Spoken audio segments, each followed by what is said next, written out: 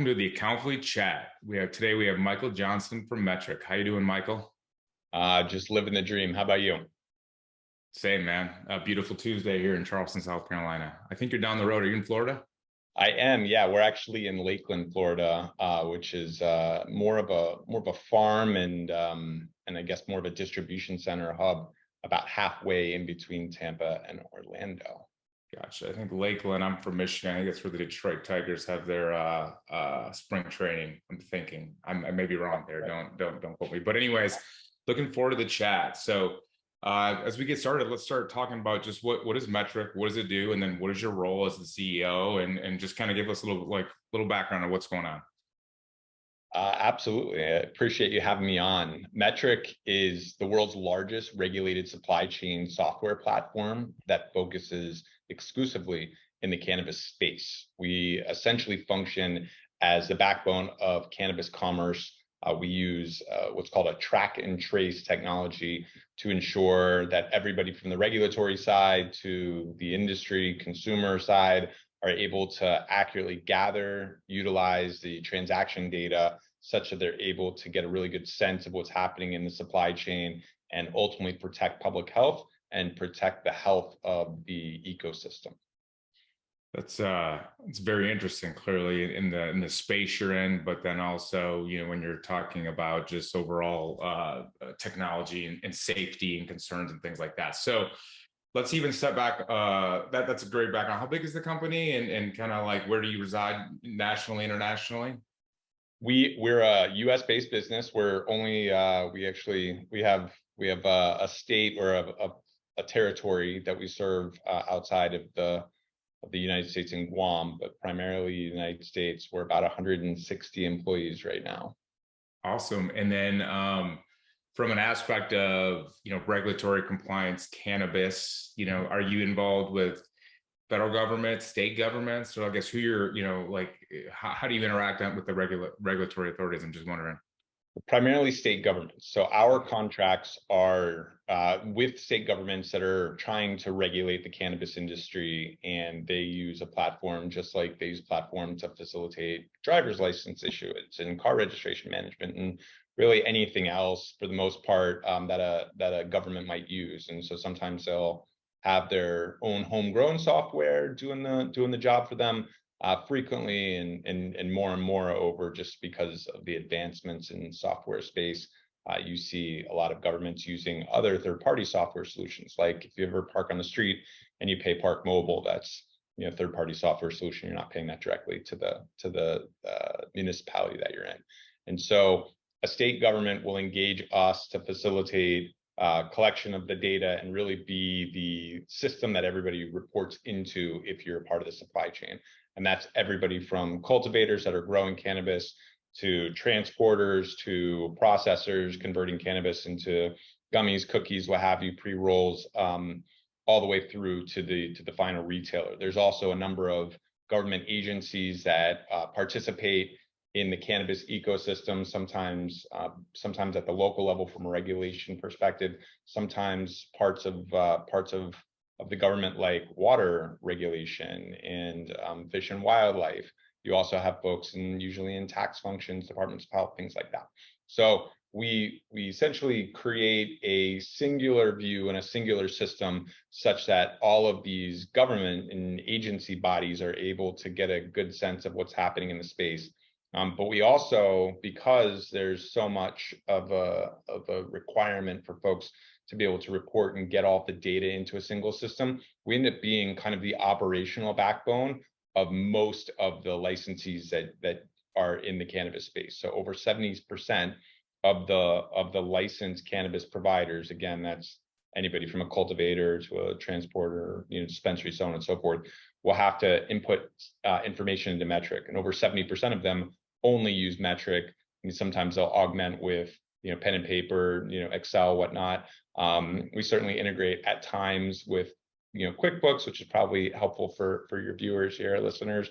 But for the most part, you've got a lot of folks that are running smaller mom and pop type shops and are kind of patching together a number of different systems, which make Metrc really the backbone of their record keeping and truly the custodian of all of the information they need to be tax compliant, also to be able to kind of manage their books and whatnot. Yeah, that's fascinating because it really hits home when you know, a lot of our clients are the 0 to 10 million annual revenue inventory based startups where they're piecing together Google Sheets and PDFs from the 3PO, their manufacturer, whatever, to just manage and operate their business from an inventory standpoint. Clearly, with cannabis, there's a legal and tax compliance and reporting standpoint that goes on top of that. So help me understand RFID technology. I get it, right? But it, like, in terms of, you know, you know, cannabis is consumed, right? So is it something that should sound like the exterior package, or like, how do you go from like being cultivated at a farm, right? And where does RFID tracking or whatever go on to throughout the entire supply chain? So most states require individual plant identification. And so identifying a plant, just like, which isn't terribly surprising, although some folks, when they hear it the first time, they're like, okay, so they're identifying every plant. You can't go to Lowe's or Home Depot and buy a plant without, you know, 2 or 3 tags on it. So it's actually quite common. But when you talk about a plant, an outdoor plant could produce more than a pound of cannabis. In Northern California, in Humboldt County, some are producing more than 100 pounds. And so identifying and being able to maintain a really good inventory for compliance purposes and ultimately to protect public health, to prevent inversion and diversion, is a central piece of the overall regulatory ecosystem. And even if it wasn't required, folks are still generally going to identify and tag each plant so that they can tell that this one plant over here maybe is a little smaller than this plant, and we need to, you know, add some nutrients, or, you know, perhaps we see something going on here, we need to add pesticides, we need to do something different. The vast majority of cannabis grown in the United States is grown indoor, even though like greenhouses aren't necessarily, sometimes they're called hoop houses, aren't necessarily the same structure that you might find like in your home or in a warehouse. You still see the vast majority of cannabis grown in these facilities that require movement of the plant at various times. So you might start a plant inside of a room that's a vegetative room, and then at 30 days, you're going to physically take the plant and move it to a different room. So being able to manage thousands, tens of thousands of plants in different locations is really hard to do. And folks have, I think, a bigger challenge in trying to really, you know, go through the process of doing inventory cycle counts, which for any small business operator is certainly annoying. Being able to leverage RFID to know where all your plants are at any point in time is super critical. And so folks can literally walk around with an RFID reader, and you can read, you know, hundreds of plants in just a matter of a minute or two, which certainly helps. It also helps on the regulator side, because regulators, instead of going out and kind of poking around and, you know, doing a sample count, are able, which could take a long time, and then something doesn't match up, and, you know, you end up having a regulator in your space the whole day. Regulators are able to walk through a grow facility or a packaging facility literally in a matter of minutes with the RFID reader, get a full 100% count, not a sample count, get a 100% count, and feel really good about what's happening in your space. And then they're gone, you know, sometimes in less than an hour, and that's a multi-acre location. Sometimes that happens. So hugely beneficial.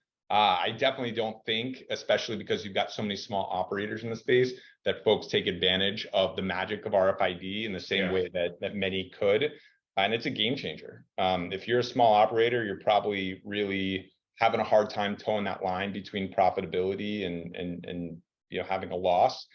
This is a type of thing that saves you a ton of time, a ton of resources. But it's not like, you know, it's not like downloading an app in your iPhone and it just turns on, it works. There's definitely a little bit more of a learning curve there. And there's not that many operators that provide really good solutions in the cannabis space to make it easy for you as a cannabis operator to take advantage of RFID. I will admittedly say that Metrc doesn't really make it super easy for folks that are operators to take advantage, simply because Metrc has been designed and born as more of a regulatory compliance tool. But as we continue to develop and as we continue to iterate on the product, certainly trying to make it much more accessible and bring the magic of RFID to the masses in a more intuitive way. Interesting. It's just super fascinating. Yeah, a lot of our clients and operators, they're leveraging 3PLs or warehouses, to manage or facilitate their inventory. And I actually don't even know how many of them, of those 3PLs and the warehouses actually leverage RFID for inventory control and tracking. But Walmart, the largest retailer in the country, now requires RFID through their entire supply chain, and there's a reason. Who does? Walmart. Really? Last year, so had a mandate. I mean, they're cutting out. I think they're intending to cut out $3 to $5 billion in their supply chain just from passive data collection and automatic tracking. And that's incredible. That is incredible. So very cool, very cool. Well, I'd like to step back a little bit to kind of go from, I want to better understand, your background just as from accounting, finance, as we discussed before the call here, and kind of how that has helped you from that aspect of the business, from the left brain aspect of the business, to help you move to a CEO of a scaling startup. And I think, to a grown up, to the grown up phase, I think I saw somewhere as I was kind of researching this. So what is your background, accounting, finance, kind of where did you come from? And then I guess, how have you transitioned to the CEO of Metrc from the CFO in accounting space in history that you've been at? Yeah, it's a interesting path. I think I imagine a lot of your viewers and listeners are on the accounting side as well. And so I started out in the CPA, started out with PwC out of college. I was there for about 5 years, working mostly in technology and entertainment businesses on the audit side. Ended up having an opportunity to go work for one of my clients, which is fairly common. After my time in public, the business that I went to go work for was a subsidiary of Sage Software, which now owns Intact, which I'm sure some of your viewers are familiar with. But at the time, they did not. The Peachtree, Mass 90, things like that. And they bought a software company some years beforehand, which is how it became my client, that was in the healthcare space and really made practice management and electronic healthcare record solutions for doctors' offices. And this business was acquired, and what created the opportunity for me was it was acquired by a private equity group, which at the time was a very little known private equity group called Vista Equity Partners, which is now one of the largest technology-based private equity firms in the world. But we were, I believe, their 11th investment, and now they're several hundred in.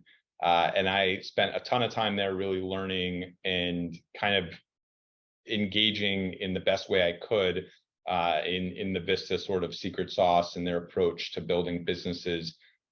We grew tremendously, did a ton of acquisitions. I was able to have some exceptional mentors there and worked up kind of in through the accounting side, ultimately spent some time at FP&A. And with those relationships was able to get a great opportunity becoming CFO of another PE-backed software business. And I've done that a couple of times since then. I came across Metrc because the Tampa Bay area is not exactly a hotbed for technology, although really has come into its own in the last few years. But there's just not that many software companies here, at least not at the time. And coming across Metrc and seeing that there's a business that's located in a little bit of a smaller town outside of Tampa, in the cannabis technology space, was just didn't match at all. Not something you would expect. And I got to know the founder here, who is just the nicest guy you've ever met, and really built something truly special. It's really a 30-year-old startup. We're trying to make that transition from startup to grown up, but he's been at it for a really long time. It's actually 30 years in September. And wow. So we're making the transition to that business that did okay and did a lot of different things, and really was, I think, a huge joy for him and the founders. But what we've been able to prove out and what we've been able to find in the cannabis space is a little bit different than a lot of the stuff they've worked on in the past, and so it requires a little bit of a different view. We worked together really closely. He felt like it made sense at the time for him to focus on the bigger vision, and us to really work on, I think, honing our operational chops and and making that transition, as you mentioned, from startup to grown up. And that's how I was able to get into the role. I've been doing it now for a little over a year. Our focus has really evolved, I think meaningfully, to the customer experience. We've expanded our definition of customer from just the government, just the regulated side, to everybody that interacts with Metrc. We have a really amazing opportunity and a great role to play for 360,000 users that interact with Metrc on a monthly basis. And so for us, we think everybody's our customer. We think compliance can be done in a way that doesn't have as much friction and really underpins the security and safety in the market and helps the legal market become something more substantial in the future. That's very cool. How do you define a startup versus a grown-up? So in a startup, everybody's wearing 9 different hats, right? And I imagine, and I still feel like that, and that's why we're not all the way up to grown-up. So everybody's wearing 9 different hats, and everybody's responsible for kind of everything. You might have some folks that are a little bit more of an expert in one field or another, but really it's kind of all hands on deck. You've got a lot of folks that you're pulling together to fill in roles that might be, relatives, friends, family members. I mean, they're not exactly perfect for this role, but they're good, they're smart, they're hungry, and, we'll find something for them to do. That tightness, that, kind of get stuff done, everybody's in it together, everybody's in it to win it with their hair on fire, is a beautiful thing until you get to a certain size and you can't keep up. And you need some more folks that have done this for their career, not just, have some experience in marketing and some experience in finance, and maybe they did some bookkeeping a couple of years ago. And so when you shift that, I think a lot of folks expect that you're just going to add more people and your trajectory is just going to go even higher, kind of that up and to the right. But the reality is that as you get into it, your growth trajectory actually kind of drops a little bit, your profitability drops a little bit, and you have to sort of reinvent the way everything's done. So the system like QuickBooks was okay until it's not okay. And now you got to implement a bigger system. Well, the bigger system can't be managed by one person because, NetSuite is just, it has so many different controls that are necessary. But I'm not making any more money on that. Revenue's not higher.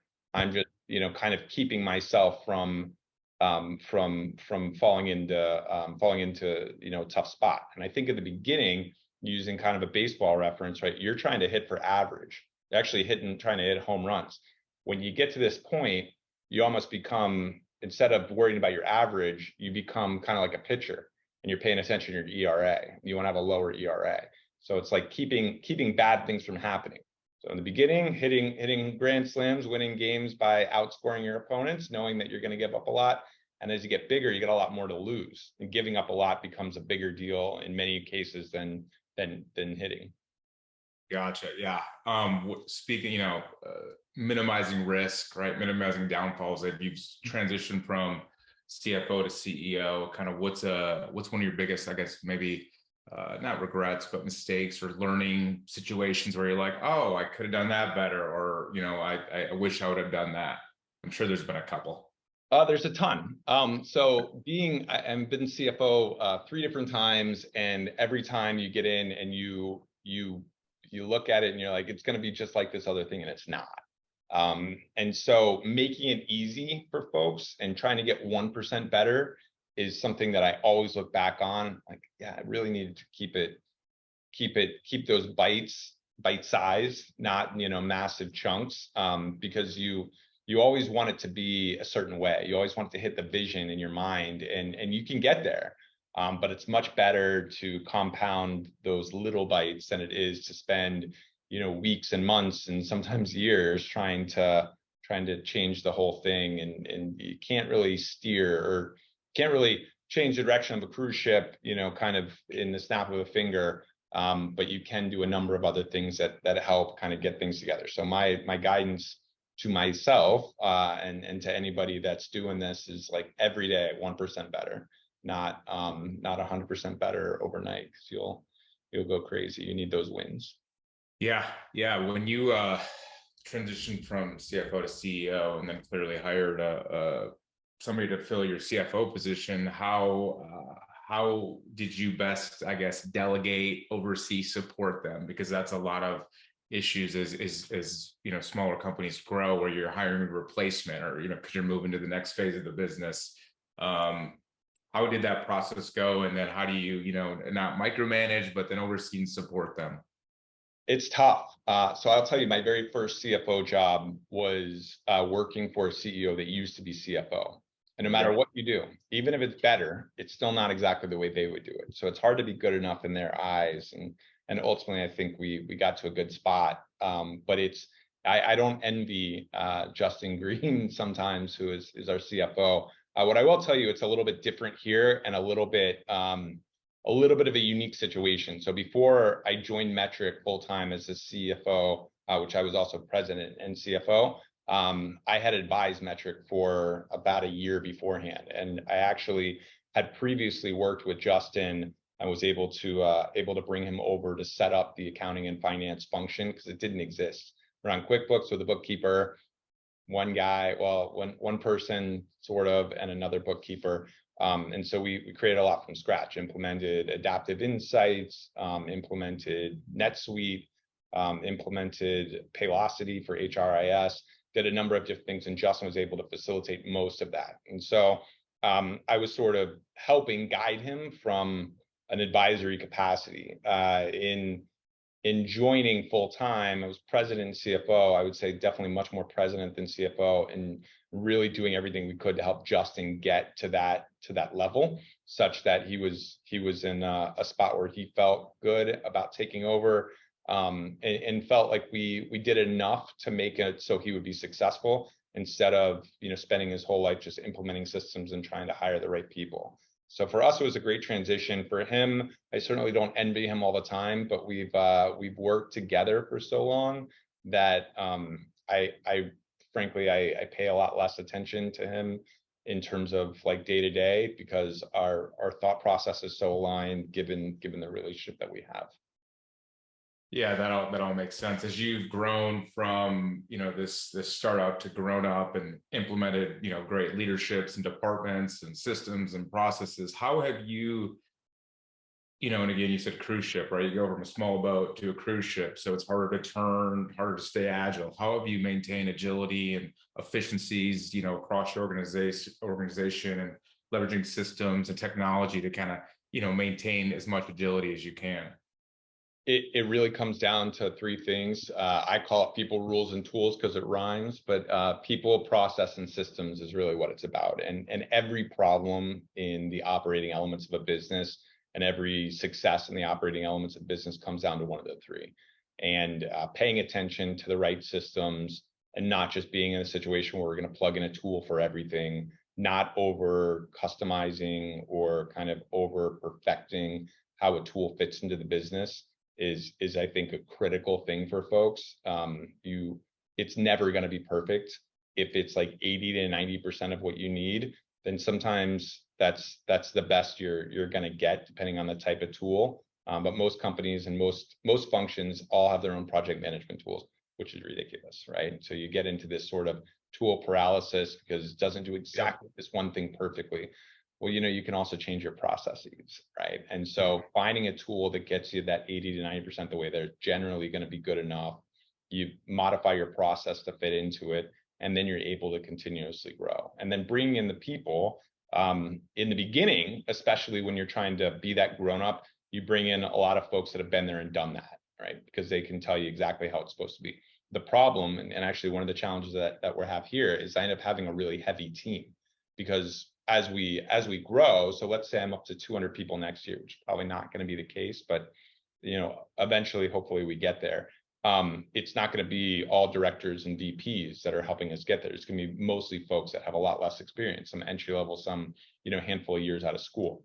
Well, if you spend too much time in that middle period before you can bring in kind of your next level of talent, folks end up, you know, they end up spending a couple of years here, and then they want to go do something else because there's nowhere else for them to go, and you don't have anybody else that's able to move throughout the organization, move up in the organization. So the stability, I think, is pretty hard. And that's why it's really important that you constantly evaluate those three areas, kind of the three legs in the stool, so to speak, and make sure that they're, the lengths are all about right. Otherwise, one of them's going to be a little short and you're going to fall over. You said people, rules, and tools. People, rules, and tools. There we go. I like it. Definitely. It's easier to remember that than everything else. So okay, and then just kind of last kind of question I have before we can kind of end this. How have you guys? I'm assuming you're growing pretty fast, or you're going to keep growing. Like, how are you handling hybrid work, remote work, physical work with the day and age we operate in? How do you guys handling that at Metrc?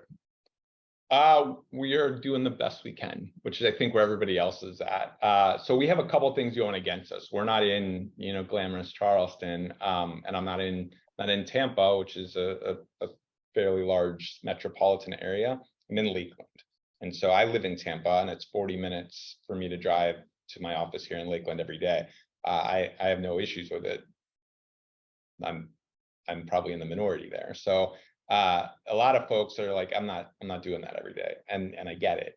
And so we have to find a way to make it work. I would like, my rule of thumb is that I'd like to have everybody in the office more often than not, because of the unique part of the world that we play in. Sometimes finding the right talent is a little bit harder than we would like, and that really comes into that people, rules, and tools that I mentioned. How are we kind of building processes, or how are we building infrastructure to where people are able to move up and we don't have to go and try and scour, the earth to find the perfect person. We're able to find people that have a lot of experience because we've helped grow that experience. But we have it, and so we have unique skill sets that exist, and those people need to be remote because that's where that unique skill set is at.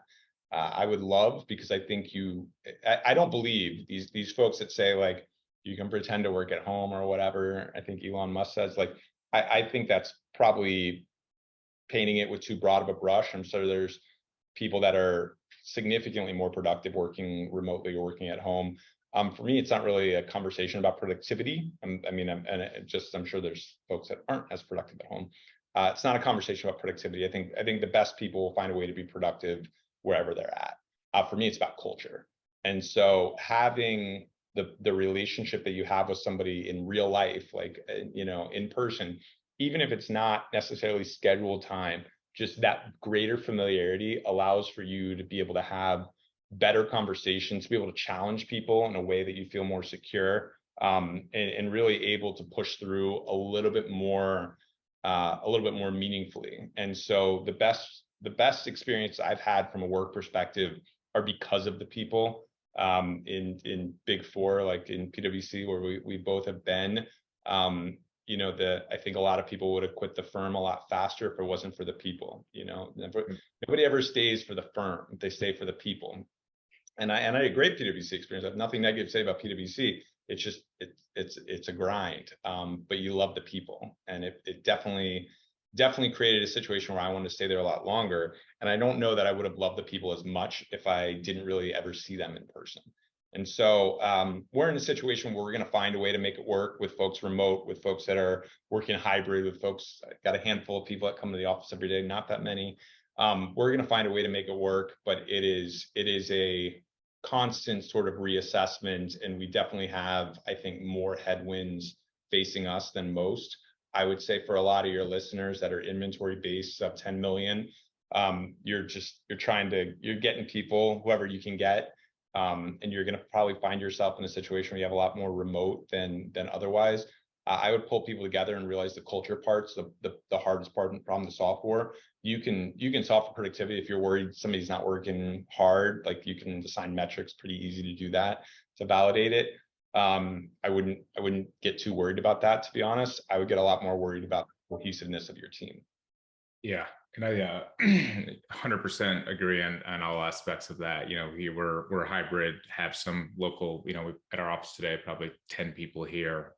We're a team of about 70 plus now, and majority of our team members are remote, and it's just that's where we've been able to find talent as we've grown. But it comes down to culture and just interaction and feeling welcome and part of a team or part of some sort of department and pod, and creating that culture for that. It is complex. I don't think there's ever going to be, I think it's going to be this middle ground for a long time in terms of trying to, as a business owner, trying to facilitate and work through it with everything. So I will tell you, if we move, like our office is fairly traditional, where I have seen some really good experience with folks that like want to be in the office is creating much more of like a loungy type space. Now I have not, and I'm sure your experience has not been like loving the open work floor plan as much. And I think the big four tends to crush that out of you, even though a lot of other people love it. But I do think when you have situations where people are encouraged and open to spend that time just with each other, not necessarily in a, around a conference table, hashing out, numbers and projections, but in a situation where you're able to feel comfortable enough to have a conversation, to spend time with folks, to get to know them a little bit better. Those are the offices that I find people not being told that they need to go to, rather wanting to go to. They just have a better experience. So. Absolutely. Well, I think that kind of wraps up our chat. This was super informative, very fascinating. It's as more and more I talk to different people and different business owners and entrepreneurs, just the creativity and the technology and different niches and industries just always kind of surprises me, or things you just never think of, right? Enjoyed the insight, enjoyed the chat. Michael, what is next for Metrc? What is next for you? Do you guys have any big plans, or just keep that 1% per day? Is that what your goal is? 1% is the goal. We grow in earning new state contracts. And so we're going to continue to try and go down that path, take care of our existing customers and add to that. Really working on performance and functionality of the product. We made some tremendous strides, but we have, I think, some really exciting things on the horizon. I brought in a new CTO about 8 months ago, and he's been incredible. And I think everybody's real close to seeing a lot of the new vision for the product and what's going to happen in the future with Metrc in the next couple of months. So we're excited about it. Awesome, glad to hear. And people can learn more about you and Metrc at metrc.com, metrc.com. All right, that was the Accountfully chat. Michael Johnson, CEO of Metrc. Thanks so much, Michael. Really appreciate it. Likewise, Brad.